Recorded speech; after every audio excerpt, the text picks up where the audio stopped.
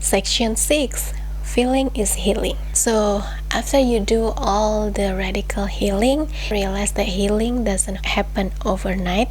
It also takes time to regenerate new energy, just as what your physical body, each cell of your body does. It takes time. It has its own period to renew and recalibrate itself, to make a judgment and produce a renewal or a new manifestation of your state of being. So that's healing.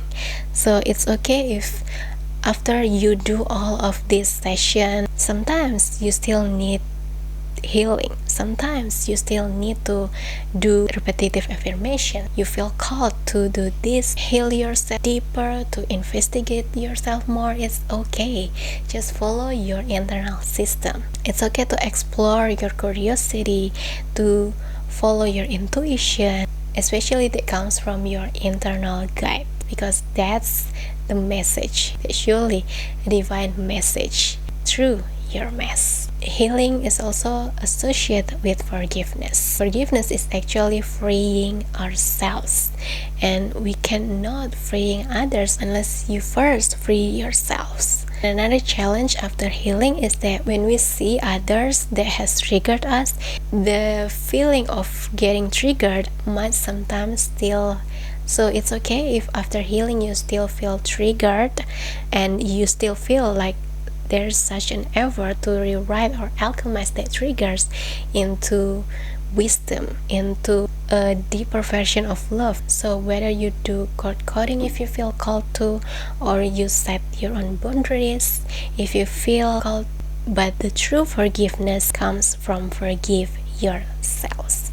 Forgiveness is the journey of deepen your ability to love, and it will naturally unfold in its time. So it's okay if you still need time and space from those that has triggered you during your recalibration of the new version of you. After healing, it's okay. Give your time and space as much as you need. Always listen to your internal guide. It knows the best. When it's time, it's time. When you know, you know. There will eventually come a phase in your life which you will come back and hold each other's space, including to the ones that has triggered you, because you no longer see your wounded self in them, but you then see the healed you in them. Or in another word, you see yourself or higher self in them. That is the sign you already healed from those triggers. So allow everything to flow naturally and keep focusing to your internal system, to your internal guide, to your internal calling, to wherever you need internally first. And as you know in previous section, there's a well-known technique which is ancient techniques named Ho'oponopono technique that will help you get through your new period in your healing journey. This will also help you realize that you are the ones that are responsible with your own selves, and you are the ones that has power to help and heal yourselves. No one but yourselves. Realize that healing is a spiral journey upwards towards back to your source, and so the deeper you dive, the higher you raise your vibration, and so the higher your vibration, the so that's deeper all for this week.